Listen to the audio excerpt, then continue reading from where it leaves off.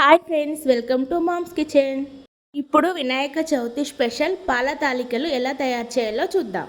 చాలా tasty and healthy sweet.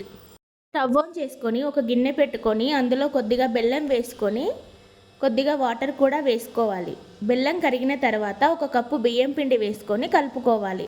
ఇలా చేయడం వల్ల తినేటప్పుడు తాలికలు చప్పగా ఉండకుండా ఉంటాయి. ఇప్పుడు పిండినంతా ఇలా కొద్దిగా వాటర్ యాడ్ చేసుకొని మెత్తగా కలుపుకోవాలి వీడియోలో చూపిస్తున్న విధంగా. ఇప్పుడు తాలికల కోసం వీడియోలో చూపిస్తున్న విధంగా కొద్దిగా పిండి తీసుకొని ఇలా చేసుకోవాలి. తాలికలు మరీ మందంగా మరీ పల్చగా రాకుండా మీడియం సైజులో చేసుకోవాలి. అప్పుడే తాలికలు విరగకుండా ఉంటాయి. ఇలానే అన్ని తాలికలు చేసుకోవాలి. ఇప్పుడు స్టవ్ ఆన్ చేసి ఒక గిన్నె పెట్టుకొని ఒక కప్పు బెల్లం అందులో వేసుకొని కొద్దిగా వాటర్ యాడ్ చేసుకొని కరిగించుకొని చల్లారేంత వరకు పక్కన పెట్టుకోవాలి. ఇప్పుడు ఇంకొక గిన్నె పెట్టుకొని స్టవ్ ఆన్ చేసి అందులో 1/2 లీటర్ పాలు వేసుకొని పాలను మరిగించుకోవాలి. పాలు మరుగుతున్నప్పుడు మనం ముందుగా చేసి పెట్టుకున్న తాలికలు వేసుకోవాలి.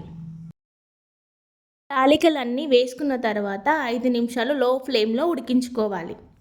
ఇవి కొద్దిగా ఉడికిన తర్వాత ఒక స్పూన్తో మెల్లగా కలుపుకోవాలి.